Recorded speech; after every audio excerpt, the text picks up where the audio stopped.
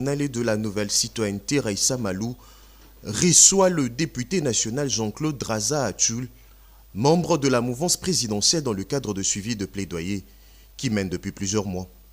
Au menu de leur échange, la situation de la province éducationnelle Ituri 2, l'implantation de nouvelles antennes d'Inakopé ainsi que les félicitations adressées par l'élu de la circonscription électorale d'Arou à la ministre pour sa reconduction au sein du gouvernement Souminoadé par le président Félix Tshisekedi.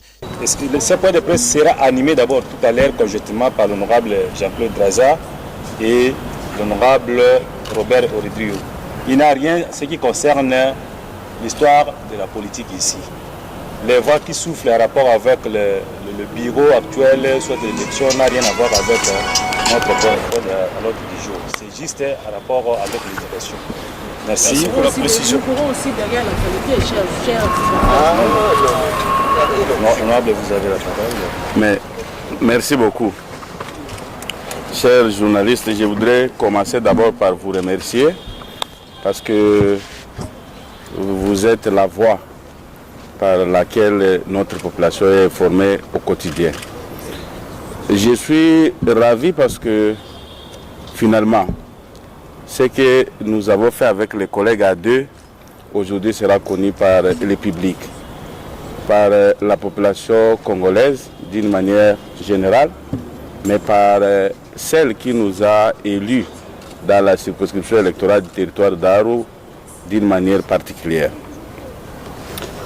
Vous êtes sans ignorer que dans notre constitution, il y a des dispositions qui avait déjà consacré la gratuité de l'enseignement depuis 2006. Il s'agit des articles 43 et article 72. Si je peux lire les dispositions de ces deux articles rapidement, l'article 43 dit que l'enseignement primaire est obligatoire et gratuit dans les établissements publics. Et l'article 72 dit que l'enseignement primaire assure une formation de base. Il est obligatoire et gratuit. C'est dans ce cadre que la gratuité consacrée depuis 2006 dans notre constitution a connu la concrétisation avec l'avènement de son Excellence Félix Tshisekedi Tshilombo à l'avènement à la tête de notre pays. Et nous sommes très contents parce que notre population a accueilli cette gratuité avec ferveur, avec joie, et que la gratuité se porte à merveille dans la circonscription électorale où nous sommes élus. C'est dans ce cadre et aussi conformément aux articles 144 et 145 de notre règlement intérieur qui stipule que le député, à chaque vacances parlementaire, doit se rendre dans sa base pour recueillir les doléances de sa population, que nous, qui sommes devant vous, nous avons eu des doléances dans le cadre de la gratuité de l'enseignement. Parce que non seulement la gratuité de l'enseignement a demandé à tous les enfants d'aller à l'école primaire, mais aussi a entraîné des effets induits. Beaucoup d'élèves dans la salle de classe et le nombre de salles de classe était devenu réduit.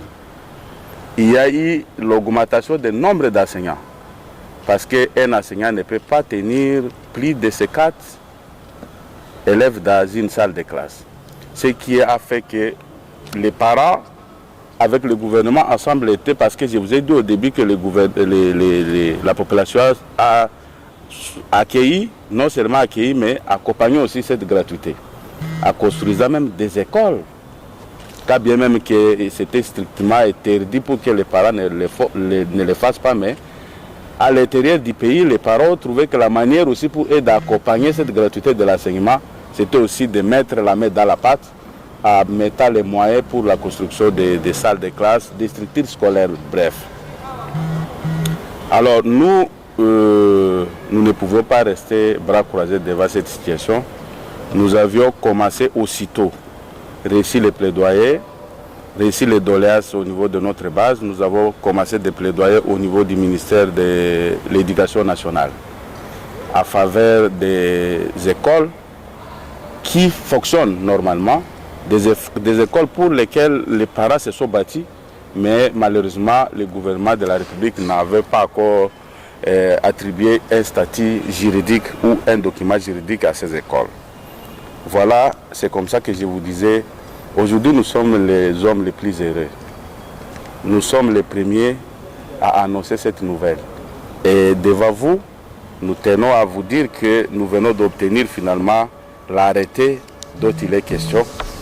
Je ne voudrais pas parler du nombre d'écoles qui se trouvent dans cet arrêté. Mais je vous dis tout simplement que c'est un nombre très très important. Pour l'histoire de notre territoire, ça doit être la première fois que nous puissions bénéficier d'un arrêté avec un nombre assez important comme ça.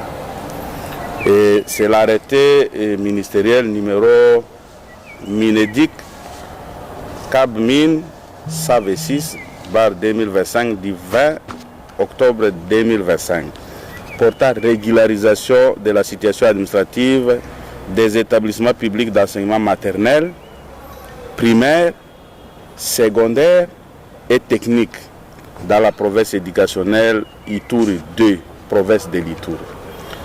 Ça veut dire que cet arrêté n'a pas seulement tenu compte de l'école primaire, a commencé par répertorier les écoles maternelles, toutes les écoles maternelles dans la province éducationnelle Ituri 2, les écoles primaires, les écoles secondaires, voire même les écoles techniques. Donc, la province éducationnelle a gagné. Raison pour laquelle,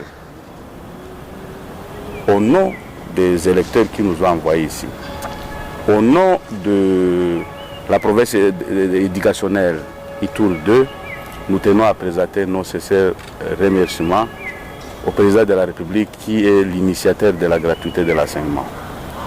Parce que n'eût été sa bonne volonté, nous ne pourrions pas, n'est-ce pas, arriver à la concrétisation de cette gratuité. Mais aussi parce que lui, il est l'initiateur, il y a un architecte.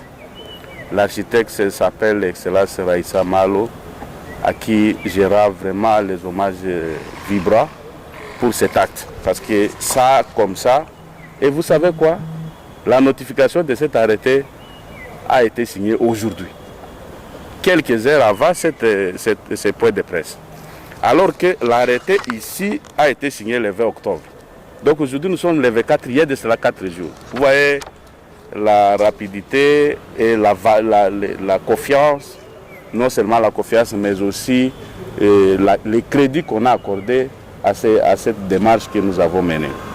Nous sommes très reconnaissants et nous resterons très reconnaissants envers le président de la République et le gouvernement, parce que Raïssa fait partie du gouvernement dirigé par Excellence Souvinois, mais aussi nous invitons ici toute notre population qui déjà avait accueilli la gratuité de l'enseignement et qui commençait déjà à soutenir, de continuer à soutenir la gratuité de l'enseignement parce que c'est pour les bienfaits de nos enfants, c'est pour les bienfaits de la génération future. Ceux qui sont aujourd'hui vont passer parce que cet arrêté ne va pas s'expirer aujourd'hui, mais les gens qui vont venir après, même pendant que nous serons morts, ils vont trouver ces écoles-là et puis ces enfants-là, ils vont bénéficier de ces écoles. Donc, nous sommes les hommes les plus heureux aujourd'hui pour pouvoir obtenir ça à faveur de notre circonscription électorale. Donc, c'est le fruit d'un travail bien fait, le fruit d'une représentation réfléchie et puis c'est le fruit d'un effort, d'un courage et puis d'un engagement de notre part. Je vous remercie. Peut-être que les collègues aussi a quelques mots à Nous accordons la parole à l'honorable Robert Orodrio Ngoupi, il est aussi acteur pédagogique, donc il se met facilement aussi dans ce domaine-là. Chers journalistes, je vous remercie aussi pour ce temps que nous prenons et je remercie mon aîné politique, les doubles brassards, l'honorable Jacques-Claude, avec qui nous nous sommes ligués les mains afin que nous puissions obtenir aujourd'hui cet acte noble pour l'intérêt de la nation. Et il a presque tout balayé conformément au texte à vigueur Et nous voudrions souligner tout simplement une particularité. Dans cet arrêté, l'arrêté, comme elle l'a dit, concerne toutes nos écoles maternelles, primaires, secondaires de la province éducationnelle Ituri 2. Mais aussi, il y a une particularité dans la deuxième partie de l'arrêté, et l'arrêté numéro 125, qui concerne des écoles depuis l'époque coloniale, qui n'ont eu jamais l'arrêté. Donc ce sont des écoles mécanisées, payées par l'État, mais sans arrêté. Aujourd'hui, nous sommes heureux de constater que c'est Madame la ministre d'État, qui est la énième ministre, aujourd'hui reconnaît ces écoles officiellement par un acte juridique. C'est vraiment notre satisfaction aussi d'une façon particulière à elle et même au chef de l'État pour la matérialisation de sa vision à travers cet acte juridique qui est l'arrêté pour notre territoire et en général pour notre province, pour la nation en tout entière. La jeunesse étant l'avenir de demain, c'est la promotion, à travers cet acte, c'est la promotion de la jeunesse. Les futurs cadres du pays proviendront de ces établissements publics reconnus. Et nous sommes vraiment très satisfaits, ravis de cet acte noble que Madame a fait, qui matérialise la vision de notre gouvernement à travers les 6 piliers du gouvernement. Nous remercions également les équipes, tant du niveau provincial que du niveau national, qui ont contribué pour que nous puissions avoir cet acte, ce fruit devant nous. Notamment, nous citons les PROVED de notre province éducationnelle Ituri 2, qui a voulu bien concrétiser, affirmer l'existence de toutes ces écoles qui sont reconnues par cet acte que nous avons devant nous. En tout cas, sincèrement, nous ne pouvons qu'ajouter ces petits mots de particularité à travers cet acte qui est un acte de grande envergure. Et donc nous réitérons encore une fois de plus nos remerciements à la ministre d'État et aussi au chef de l'État pour avoir placé Madame la ministre à ce poste qui a fait qu'aujourd'hui nous puissions obtenir un acte de grande valeur. Voilà, c'est par ce mot-là aussi que je vais aussi m'arrêter et nous vous remercions tous. Alors je voulais, chers journalistes, placer un mot. J'ai oublié un élément très important. Je voudrais que vous puissiez noter cet élément-là. L'acte que nous venons de poser, ce n'est pas un acte politique, vous le savez, parce que les collègues viennent de dire ici que le travail que nous avons soutenu, accompagné ici, ne vient pas de moi, ne vient pas de mon collègue. Mais c'est un travail qui vient de la province éducationnelle. Tout ce travail ici, c'est le fruit du travail abattu par les provinces de la province éducationnelle avec tous les 9 sous-provinces, y compris les inspecteurs, même les responsables, les chefs d'antenne de Dinakopé, dans toutes les 9 sous-divisions. Donc ce n'est pas un travail politique qu'on peut attribuer politiquement pour Draza ou bien pour les collègues, ça c'est à noter. Mais de deux, c'est un travail qui tient compte de toutes les couches. Parce que dans les notifications, nous avons plusieurs notifications ici. Je vois la notification des écoles conventionnelles adventistes. Moi, je suis catholique. Les collègues, il est protestant.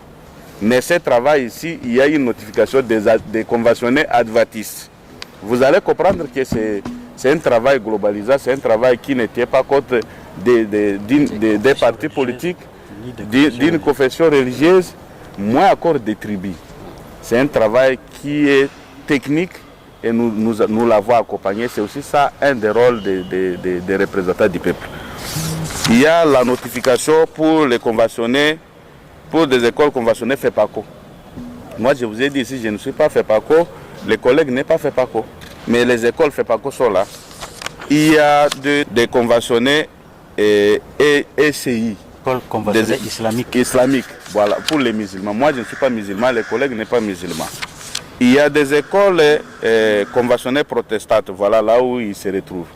Comme il est protestant, là il peut dire que voilà, ce sont les écoles qui viennent. Conventionnées protestantes. Il y a des conventionnées protestantes. Il y a même des conventionnés catholiques. Voilà là où je suis aussi concerné. Donc, bref, il y a beaucoup de notifications. On ne peut pas aller jusqu'à la fin, mais pour vous faire comprendre que le travail n'a pas été singulier. Le travail est resté pluriel. Parce que si c'était singulier, moi j'allais dire que je prendrais seulement les écoles conventionnées catholiques. Lui, il allait dire qu'il prendra seulement les écoles conventionnées protestantes. Et maintenant, les adventistes feront quoi? S'il n'y a pas un député adventiste, ça va être quoi? S'il n'y a pas un député FEPACO, ça va être quoi? Voilà. C'est aussi pour dire qu'un élu du peuple, il ne doit pas trier, il ne doit pas sélectionner, mais tout ce qui lui arrive, il doit prendre à charge parce qu'il représente tout le monde.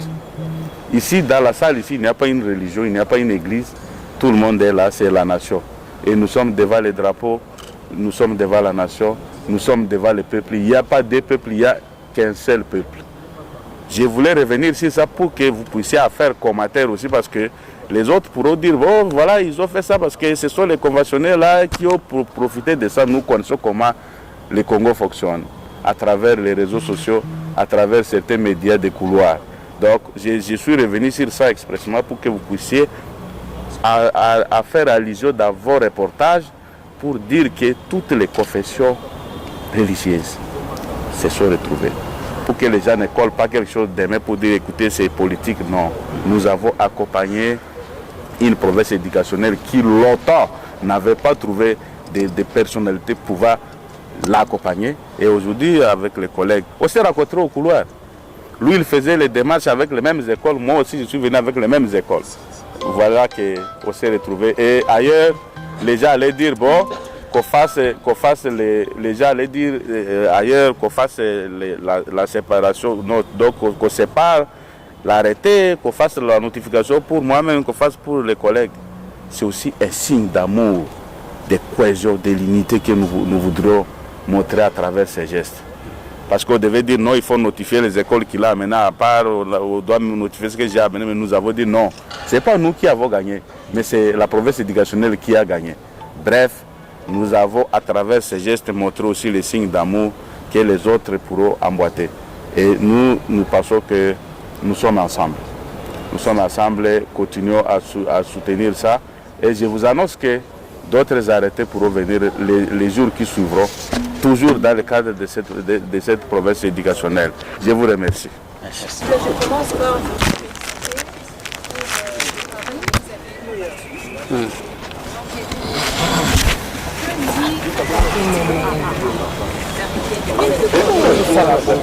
est-ce que l'arrêté accueille les écoles dans la province nationale de l'arrêté désormais les écoles de la province nationale de seront désormais à bénéficier de la gratuité de l'enseignement. Alors, vous préférez qu'on puisse faire les tic-tac avec vous? Merci beaucoup. L'arrêté dit ceci. L'arrêté dit ceci. Arrêté ministériel, je vous épargne de tous les numéros, comme je l'avais déjà illustré avant, portant régularisation de la situation administrative des établissements publics d'enseignement maternel, primaire, secondaire et technique dans la province éducationnelle Ituri. Ça veut dire quoi? Il y a eu plusieurs écoles. Les écoles qui figurent dans cet arrêté, ce ne sont pas des écoles inventées. Il n'y a pas une école abstraite dans cet arrêté. Ce sont des écoles existantes. Mais des écoles qui étaient en train de fonctionner sans documents. Des écoles qui n'avaient pas bénéficié des documents pouvant les couvrir, pouvant leur donner accès pour d'autres intérêts ou d'autres avantages émanant de la République démocratique du Congo. Maintenant, comme c'est la régularisation, je voudrais vous dire qu'il y a deux avantages que cet arrêté donne à la province éducationnelle Ituri 2. Disons ça comme ça, mais on peut aussi singulariser ça pour dire que des avantages que cet arrêté accorde à la population du territoire d'Aru. Premier avantage, c'est l'emploi. Ça veut dire que tous ceux-là qui travaillent dans toutes ces écoles, de toutes ces conventionnés qui n'étaient pas reconnus, désormais avec cet arrêté, ces gens-là sont reconnus. Ça veut dire que c'est la création d'emplois. Est-ce qu'on est d'accord là-dessus? Deuxième avantage, c'est l'avantage économique. Parce qu'après cet arrêté, viendra la mécanisation de tous ces gens qui y travaillent. Ça veut dire que quand quelqu'un est mécanisé d'office, le gouvernement de la République les paye. Donc c'est un avantage économique qui suit l'avantage social qui est justement les bénéfices d'emploi en faveur de nos électeurs. Donc voilà, ce sont là les avantages qui vont suivre cet arrêté. Je voudrais peut-être compléter ce que l'honorable vient de dire. La deuxième partie de l'arrêté, je disais, concerne une particularité par rapport à 10 écoles. 10 écoles qui sont opérationnelles, mécanisées, payées depuis plusieurs années. Ils ont ce qu'on appelle les numéros d'INACOP. À l'époque, on appelait numéro SECOP. Ils ont ces numéros-là. Ces écoles n'étaient pas reconnues juridiquement. Mais Madame la ministre a pris un deuxième arrêté, à part l'arrêté général qui concerne plusieurs écoles, il y a 10 écoles depuis l'époque coloniale qui n'avaient pas eu les arrêtés. Aujourd'hui, ces 10 écoles sont reconnues par la République, par un arrêté, un acte juridique. Et c'est pourquoi, vous voyez, ces écoles-là, ce sont à un petit nombre 10, dont 2 non conventionnés, 2 qui sont de la CK20 et puis le reste du catholique. Voilà, ce sont les 2 catégories des arrêtés que Madame a pris pour reconnaître tous ces établissements. Oui. Mais la gratuité, elle est là. La gratuité, c'est une machine qui a déjà évolué sur une longue distance. Et aujourd'hui, je ne peux pas m'imaginer si on peut encore parler d'au cas où. Parce que nous sommes en train d'aller à l'amélioration finalement. À l'amélioration, ça a commencé quelque part, on a évolué avec une certaine difficulté, mais aujourd'hui, les trains a déjà pris le bon nombre de chemins, les trains en marche. C'est plutôt encourager les gens à multiplier les efforts pour que nous puissions aller en avant. Autant que le gouvernement de la République est en train de multiplier les efforts, autant aussi que la population doit multiplier les efforts. Je vous annonce qu'au moment où nous parlons, il y a eu une équipe du ministère qui a été dépêchée sur terrain pour faire le contrôle de tous les enseignants. Cette équipe est bel et bien arrivée à Aru, à la province éducationnelle Ituri 2, et cette équipe est présentement en train de faire les bagages pour revenir sur Kinshasa.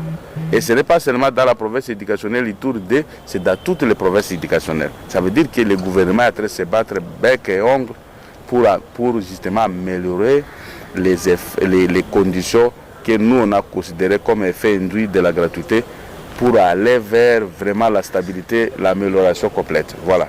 Merci.